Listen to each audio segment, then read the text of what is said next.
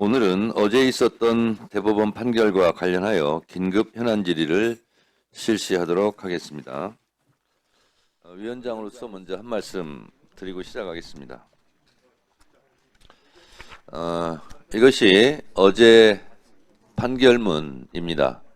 87쪽 분량인데요. 제가 전직 판사들 몇 분한테 물어봤는데 찬성 논리보다 반대 논리 분량이 이렇게 더 많은 분량을 차지하는 것은 이례적인 것이 아니라 있을 수 없는 일이다, 이렇게 제가 들었습니다. 유죄 다수 의견은 38쪽에 불과했고 무죄 반대 논리는 49쪽에 해당됐습니다. 그래서 어제 희대의 판결이 있었는데 유죄 취지 파기환송에 대한 골자는 어제 조희대 대법원장이 주로 많이 읽었습니다만 반대 논리는 소개되지 않아서 균형을 맞추는 차원에서 몇 가지 반대 논리 몇 가지만 소개해 드리도록 하겠습니다.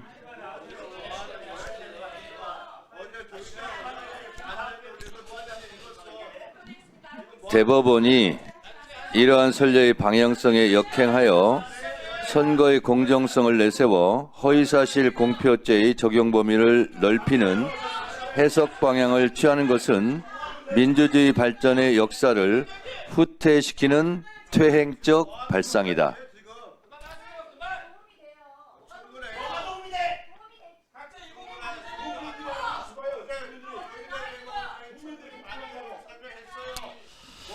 선거의 공정성을 내세워 공직선거법상 허위사실 공표죄의 적용을 매개로 수사기관과 법원이 선거 과정에 개입하는 통로를 여는 것은 선거의 자유를 해치는, 법원의 정치적 중립성을 해치는 여러 가지 부작용을 낳는다. 선례나 다수 의견의 의미 확정 추가 법리에 충실하게 이 사건 골프 발언과 이 사건 백현동 발언의 의미를 해석하면 다수 의견과 같은 해석 외에 다른 의미로도 해석될 수 있다. 다수 의견이 제시한 법리들을 바탕으로 각 발언의 의미를 확정하고 그 허위성을 판단하면 두 발언은 모두 허위사실 공표에 해당한다는 점에 관한 범죄의 증명이 부족하여 무죄이다. 좀 기다려 보세요. 위원장이 진행을 하고 있는데 왜 그러세요?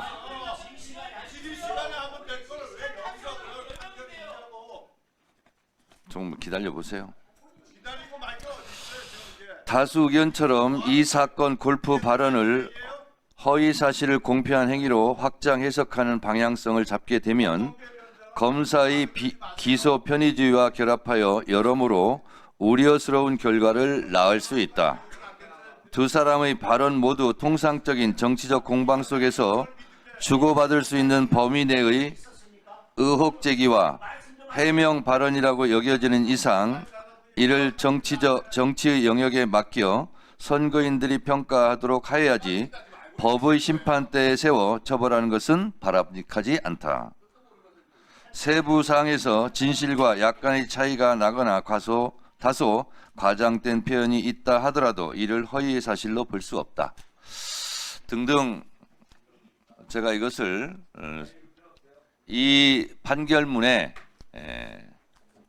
다수의 분량을 차지하는 부분을 요약해서 제가 좀 말씀드려 조용히 좀 하세요. 자, 어제 판결을 두고 국민의힘과 민주당의 입장이 확연하게 갈리는 것은 주지의 사실입니다. 그러나 분명한 것은 대통령은 국민이 투표로 뽑는 거지 대법관이 뽑는 것이 아니다라는 사실입니다. 지금 같은 대선 한복판에서 대법원이 대선판에 뛰어들어서 이렇게 국민 참정권을 훼손하려고 하는 것은 헌법에 반하는 취지다. 저는 그렇게 생각을 합니다. 따라서 일각에서 제기하고 있는 대법관들의 이러한 태도에 대해서 국민적 질타가 높다는 것도 주지의 사실입니다. 따라서 이런 부분에 대해서 오늘 현안 질의를 갖게 되었다는 점을 국민 여러분들께 말씀드립니다. 장동혁 의원님의 보충 강의가 있다 하여 보충 강의를 시작하도록 하겠습니다. 방금 어제까지 대통령 권한대행 국무총리였던 자가 오늘 국회에 와서 대통령 출마 선언을 했습니다. 지금 출마 선언문을 제가 쭉 읽어봤는데 알맹이 없는, 손에 잡히지 않는 그런 허언들로 가득 차 있습니다. 한 대목만 읽어드리도록 하겠습니다. 국민 여러분께서는 저에게 어쩌면 국무총리를 하면서 못한 일을 대통령이 된다고 갑자기 어떻게 해내겠느냐고 물으실지 모릅니다. 이렇게 했는데, 이렇게 묻는 게 아니라요. 당신은 대통령 권한대행 하면서 공직을 이용한 관건선거, 공무원 정치적 중립 위반으로 고발 대상이야. 이렇게 지금 얘기하고 있습니다. 남원 장수 임시순창 국회의원 박희승입니다. 저도 오랫동안 법원에 몸담았던 사람으로서 법원이 이 선거에 개입했다는 이런 비난을 듣고 있고, 또 정치적 중립을 위반했다, 또 심리의 충실성을 기하지 못했다, 이런 비난을 받는 상황을 보고서 마음이 착잡합니다. 일반적으로 대법원은 사건을 소부에서 심리하고 이견이 심한 경우에 이제 전원 합의체로 해부하는 그런 관행이 있습니다. 근데 이번 사건은 소부 절차를 대부분 생략하고 전원 합의체에서 바로 심리가 이루어졌는데 왜 그랬습니까? 법원행정처에서는 대법원의 심리 과정에 대해서는 알 수는 없었다고 답변드리겠습니다. 그러니까 그래서 좀 그래도 우리가 통상 대법원 사건 처리하는데 관례가 있는데, 좀 이례적으로 이 사건만 빨리 전원 합의체로 해부해서 처리한 것이 과연 국민들이 쉽게 납득할 수 있는지, 특히 법률 종사자들은 대부분 이러한 대법원의 현황에 대해서 잘 알고 있는데 우리 차장님은 뭐 제대로 답변을 안 하시는데 정말 납득이 안 됩니다. 그리고 지금 대법원에서 1년에 전원 합의체 판결이 몇 건이나 나옵니까? 평균적으로 10건이 안 되는 경우도 많고 그러죠? 어떻습니까? 연도에 따라 좀 달라지기도 합니다. 10건도 안 될 때도 있고, 예, 뭐 넘을 때도 10건 넘으면 많이 했다 그러고 그러죠? 예. 예. 그래서 그런 부분들이 납득이 안 되는 부분이고요. 지금 장동혁 의원님도 아까 언뜻 언급했지만 633 원칙, 이게 지금 공직선거법에 있는 규정을 말하는 건데, 사실은 현실 운영에서는 훈시 규정 정도로 해서 심리를 충실하게 하는 게 더 우선이다, 이러한 대법원 과거에 소수 의견도 있었고, 그래서 633을 지키지 않는 사건 처리례가 대부분입니다. 특히 이번 사건, 대법원에서 파기한 이번 사건도 1심에서 무려 2년 2개월 가까이 걸렸고, 그것도 1심에서도 공소장 변경 절차가 있었던 걸로 알고 있고, 항소심에서조차 또 공소장 일부 변경됐다고 듣고 있는데, 그것은 이 사건 자체가 지금 무리한 기소가 아니었냐, 이것을 스스로 검찰 스스로 인정한 것이고, 1심이 이렇게 길어졌던 것도 검찰 스스로도 지금 방향을 못 잡고 수사를 하고 기소를 하다 보니까 자기 스스로도 지금 공소장 변경을 법원의 지적을 받고 또 하고 계속 그랬던 것이죠. 이런 사안에 대해서도 법원이 정말 제대로 검찰을 견제하는 역할을 했더라면, 공소장 제대로 정리가 안 되면 각하 판결을 하든지 공소기각 판결하든지 해서 공소권 남용을 좀 견제를 해야 되는데, 저는 법원이 그런 역할을 처음부터 잘 못했다고 봅니다.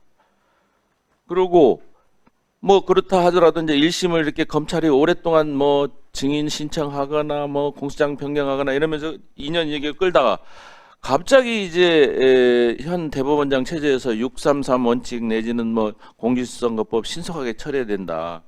이런 말이 나오기 시작하면서 갑자기 고등법원 사건부터 지금 심리가 빨라졌습니다. 그리고 더구나 대법원 판결은 그 석 달 내에 끝내라는 거지 한 달 내에 끝내라는 것도 아닌데 정말 초고속으로 결론을 냈습니다. 이 지금 세간에 지금 굉장히 관심이 많은 사건이고 기록량도 제가 알기로 뭐 6만 페이지, 7만 페이지가 넘는 걸로 알고 있는데 처장님, 이거 대법관님들 기록 다 읽어보셨습니까? 당연히 기록을 읽어보시고 판단했을 것이라고 생각하고 있습니다. 그럼 다른 대법관님들이 지금 계류 중인 병행 사건이 보통 몇 건씩 가지고 계십니까? 주심당 한 몇천 건씩 가지고 있지 않습니까? 예, 상당히 많은 사건 수를 가지고 계시긴 한데요. 그런 사건들도 다 중요한 사건이죠. 대법원에 올라 있는 사건들이. 그런 사건들 다 제끼고 지금 기록 이 사건만 검토했다는 겁니까? 이것이 벌써 지금 국민들이 보기에 의심을 사는 것이죠. 더구나 지금 유력한 대선 후보이고 국민의 지금 선택을 앞두고 있는데 이런 상황에서 서둘러서 이렇게 재판을 진행하고 더구나 또 지금 항소심에서 무죄 판결을 했는데 혹시 제가 알기로 항소심에서 무죄 판결 난 것을 대법원에서 손대는 경우를 거의 못 봤습니다. 저도 판사 오랫동안 하면서 보통 이제 1심에서 무죄가 난 걸 항소심에서 유죄로 뒤바꾼 걸 대법원에서 다시 무죄로 뒤바꾼 경우는 가끔 봤습니다만 항소심에서 무죄 판결을 한 것을 대법원이 손대서 유죄로 뒤바꾼다? 근데 거의 보지를 못했어요. 이거 어떤 이런 사례가 있었습니까 과거에? 어떻습니까? 뭐 경우에 따라서는 그런 사건도 있을 수도 있다고 생각이 됩니다. 있을 수 있다가 아니라 그것은 왜냐하면 대법원이 사실심을 존중한다는 그런 원칙도 있고 또 국민들에 대한 예측 가능성. 왜냐하면 대법원도 최고 기관이지만 고등법원도 굉장히 중요한 역할을 하는 사실심 최고법원 아닙니까? 그래서 그런 관례가 이미 형성되어 왔는데 유독 이번 사건에서만 잘 하지 않는 항소심에서 무죄 판결 난 것을 대법원이 뒤집었다는 그래서 국민들에게 의심을 사고 있는 것입니다. 그리고 대법원은 지금 법률심 아닙니까? 대법원이 원칙적으로 법률심만 하는 이유가 뭡니까? 차장님. 사실 인정이 항소심 단계에서 진행이 되고 법률적인 판단이 필요한 경우에 있어서 그것에 대한 판단을 하도록 대법원에게 권한이 부여돼서 그렇게 된 것으로 알고 있습니다. 이것도 지금 늘 논란이 되고 있죠. 지금 형사법 지금 300 몇 점입니까? 83조인가요? 상고 이유에 보면은 대법원은 사실 심리에 관해서 관여할 수 없도록 되어 있어요. 법률적 판결이 법률이나 헌법에 위반되는 경우만 손대게 되어 있고 사실심을 대려면 적어도 10년 이상의 징역 금고가 선고되는 사건. 이 사건은 거기에 해당되지 않습니다. 왜 이런 사건들을